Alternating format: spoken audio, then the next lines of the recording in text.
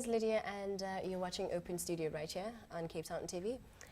Today in studio, I am with Clothing Bank, an organization that offers skills to unemployed people who are willing to run their own businesses. So they are here to tell us more about who they are and what they do. Welcome to the show. Can you please introduce yourselves? Thank you for having us. I'm Tracy Gilmore. I'm one of the co-founders of the Clothing Bank. All right. I'm Zimele. I'm trading appliances. Bukeka, trading clothes. All right. Let's talk about where Clothing Bank comes from, why it was started. So the Clothing Bank's vision is to inspire, skill and support unemployed South Africans to eradicate poverty in their lives. All right. And we do this by building relationships with all the major retailers. And they donate their excess stock to us. Okay. And then we use that stock as a tool to teach unemployed South Africans how to run businesses, as well as an opportunity for them to earn an income. So currently we run a 2-year training program where we teach business, finance and life skills. We offer lots of support through coaching and mentoring. And people are given the opportunity to buy the stock from us at a very reduced rate and then to go out into their communities or wherever they identify where they would like to trade. And then they obviously sell the goods, they make a profit, and they come back and buy more stock. And that's kind of how we run. And I believe that Zimele, Yes. Babu Zimele, respect, Babu Zimele and Bukeka, right? They were part of that training, and right now they are business owners. I'd like to know like how that experience was for you. I think I must talk first because I'm the one who was at TCB first before my husband. It's been a great experience. I was working before as a sales lady, and I got experience there. And I was also selling few stuff, some small stuff. I wanted to have a big business, but I didn't know where to start.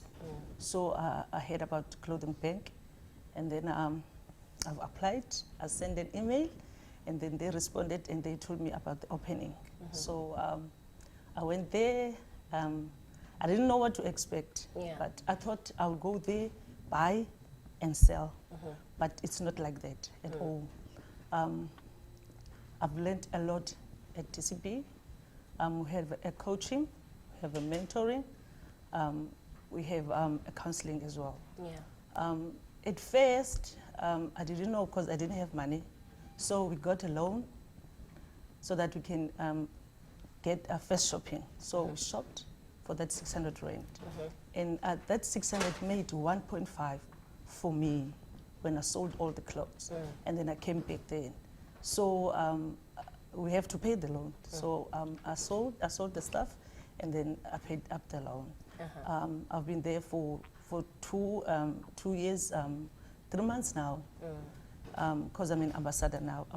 I finished my 2-year program, and on that program, during the 2-year program, we have an ISBP, that is informal small business practice. It's where we learn how to advertise our businesses, how to grow them, how to grow our businesses, and also to network as well, because there was a function during the ISPP business function. Then we went there, Clothing Bank took us there, and I learned a lot there. So my business went well. My husband was still working then. So he quitted his job because he will tell his part. Okay. On that, he will tell on his part. But I want to know, it's Women's Month, and what does the saying mean to you? The saying that says, when you educate a woman, you educate a nation. I think it will go back to my husband as well. Okay. Because it's true, that note is true, because women have more influence to the nation as well. It started at home, so I influenced him to be in the business. I didn't know, but I think I did, because when I told him about, he know Clothing Bank from me, he know how my business do. So when there was an opening, I told him he was unemployed. So there was an opening, and then I told him there's an opening, and he was interested, and then he wanted to go. So when he came back there, he said he wanted to start his own business. So it's true, what I've learned there, what they educate at me at TCB, it's I'm implementing to my husband and my kids as well, and to my community. Because I also tell them about the clothing. Yes. Babuzmel, let's talk about you. Let's talk about you. How was your experience working with being in Clothing Bank, being part of the organization Clothing Bank? It helps me a lot. As she mentioned that my wife, if I was working while she joined TCP before I joined, and I was in the security industry. I work for ADT company as a controller, and when they sell the company to another company, then I decided I have to move out. And it's been a long time I want to do something with my hands, because I like to work with my hands. And she told me that there is going to be an opening for the appliance bank at TCP. Then I was so interested, and then I went there, and then they took me. As I joined the program, I learned a lot, especially on repairing the items. So as she mentioned that they're teaching us a lot of stuff, how to save. They are doing everything in our business. How must you know how to run your business? And I follow everything. I think now I'm 1 year and 6 months. I'm still in the program. And it assists me a lot, because now I know how to stand on my own. I'm not depending on, I must wake up and go to look for a job or something. And it changed totally in my mentality, the way I'm thinking. Even now, like I'm sitting here, I'm just thinking about my customers. Oh, wow. I'm thinking about how am I going to move for this weekend. So it helps me a lot, and especially for my family, my children. I now feel like I've got that dignity. I was about as a to father ask. in the house. So that's all I can say. We need to take a quick break, but we will continue this conversation with Clothing Bank just after these.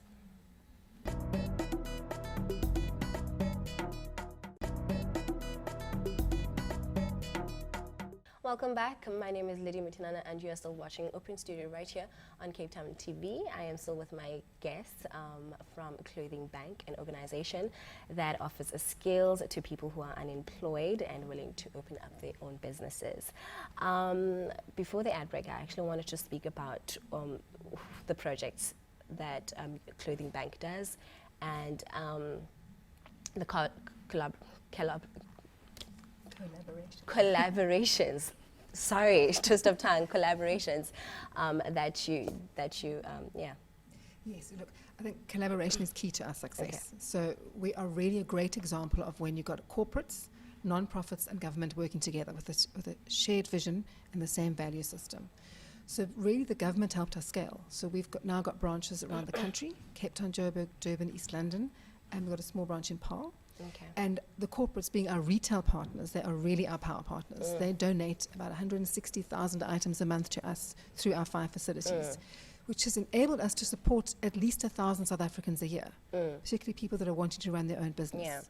So the ecosystem that we have developed is really one around healing and transformation, with relevant skills transfer, as well as an income generating opportunity. We really think you need those 3 components to have a successful project, because people need to earn a decent income so that they can make real choices in life. And freedom is around choice. And having a decent income, you have choices to make there. Can you talk about what you do for the environment? I see the GROW project. Is it GROW project? Yes. Let's talk more about that. So we basically have 3 projects. So the Clothing Bank is our core program, and that's what started in February 2010. Out of that has grown our brother project, the Appliance Bank. And we run a 2-year training program. So we were concerned. We were thinking, what's going to happen after 2 years? You know, we run this great program, and after 2 years, is everybody just going to drop off the cliff? So we started to ask our women what projects or what businesses they'd like to move into. Because the skills that you're learning at the clothing bank, you can put into any business. It could be catering, the beauty industry. So the areas that came up were catering, beauty, and early childhood development. Yeah. So we started to develop micro-franchise opportunities for our women to migrate into. So one of them was an early childhood development centre called GROW. Okay. And GROW goes into townships and into communities and transforms schools that are already there, creches that are already there, into these GROW models. But it's giving you first-class education. So the equipment's there, the curriculum is there, the support for the teachers. We encourage and teach the principals how to run their schools as businesses, so that the teachers are all earning a decent income. Yeah. And parents no longer have to transport their children to, let's say, schools closer to the mountain where they're thinking that there's better education, Yeah. when you've got these awesome beacons of hope within your communities. It's amazing. We have 31 schools I now. was about to ask how many you have. Yeah, so that's around the country. I think in the Western Cape there's 21, and we're still growing. So and what we've actually found is that it wasn't our women that wanted to migrate into the programs. They're very happy trading, and the freedom of trading offers mothers particularly opportunities to be at home in the afternoon with their children. So we're really now finding existing creches and transforming them into GROW models. Yeah. You don't only give skills to people who are unemployed or people who want to like have their own businesses in future. You also have a way of changing how they see themselves. How do you do that, and Yes. why? So it's really about self-esteem. Everything in life is really about self-esteem and building levels of confidence and self-awareness. So our program is structured around I can moments. So in our year one, we have it's modular-based training. So everybody will go into the classroom. It's very experiential. It's interactive. It's achievable. So you leave the classroom feeling like, I can do this. Because so many people haven't matriculated. And, you know, we tell ourselves a story like, I'm stupid. And it's not true at all. Yeah. And then we take out that tape recorder and put in a new one. And then in the year two, which Bukeka was talking about, is our informal small business practice. It is a powerful, powerful course. And that is an NQF level 3 qualification.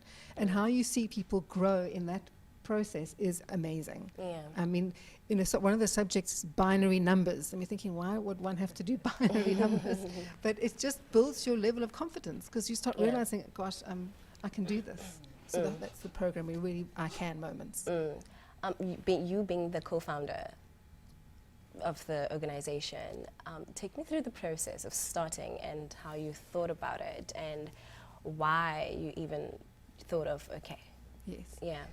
So working with women particularly has always been a passion of mine. Okay. And, you know, as South African white woman, I wanted to try and level the playing field in some way. How do we help women empower themselves, and what can we do? So that's when I really fell in love with working with women.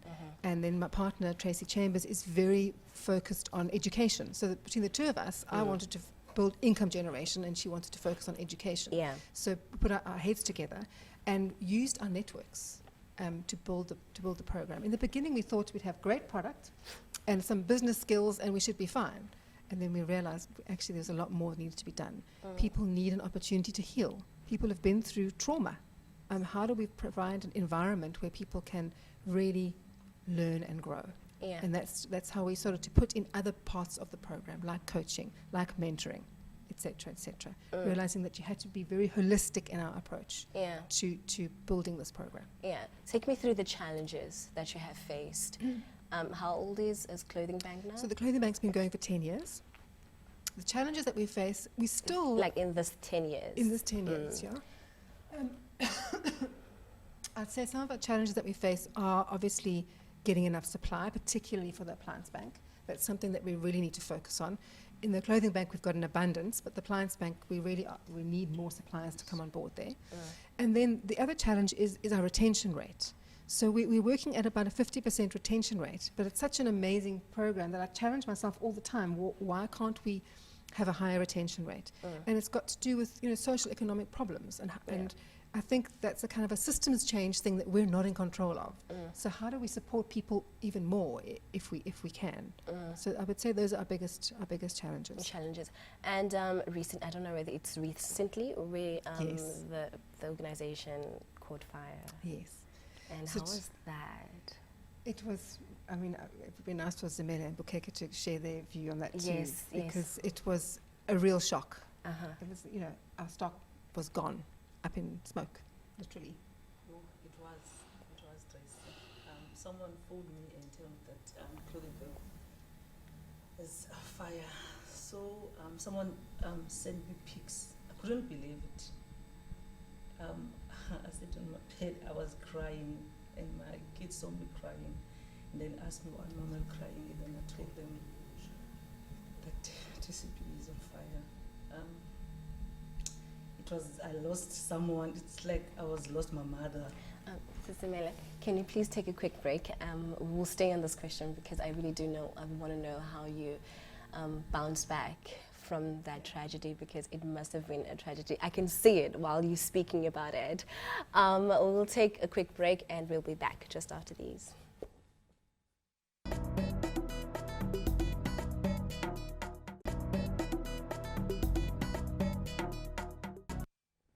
Welcome back. You're watching Open Studio right here on Cape Town TV. My name is Lydia, and I am still with my guest from Clothing Bank. So before the ad break, we were still talking about the organization catching fire and your experience, how you felt, and all. As I was saying, I was in a bad situation that time. Yeah.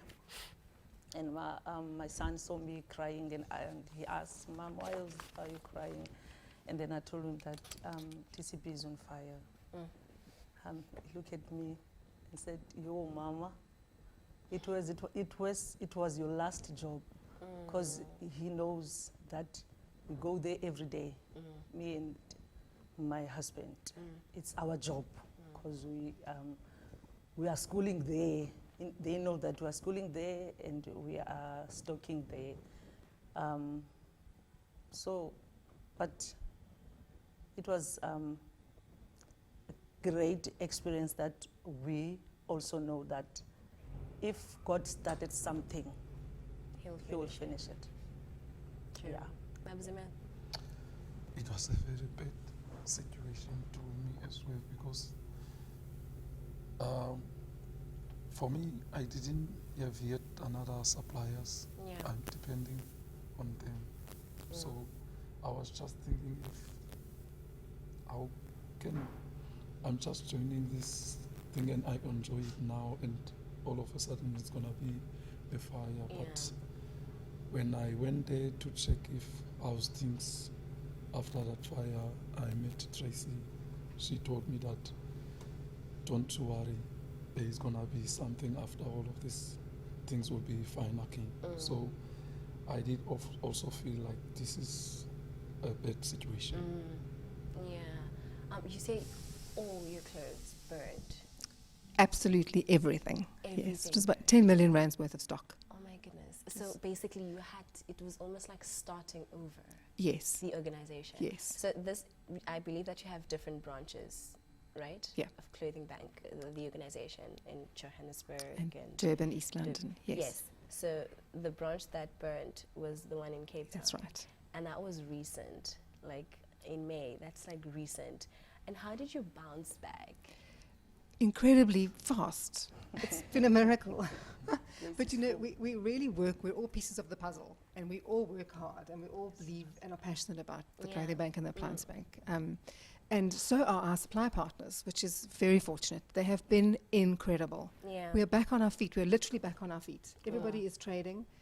We've got stock. We've got supply of stock. We've had to obviously move into quite a lot smaller premises. It's quite cozy, but it'll be okay. We really are back on our feet. The general public have donated a lot of second-hand clothing. The response has been phenomenal. Really, we're blessed. And how have you bounced back from it? I mean, did you have enough stock for you to sell in the meantime while there was a fire, or you had nothing at all, like you didn't know where it will come from? Save. Yes, I've saved. So I took from my savings, and then I stock. I also had stock at home. Yeah. The only thing that assists me, because catch up very quickly on repairing while they were still teaching me. So in my storeroom, I did have an e-waste. So I took the broken ones, because when you are fixing, you never throw away Yes. even a small thing. You try to keep it. I just took some other items I fixed, then I ate it on my stock, then I went to sell. Yeah.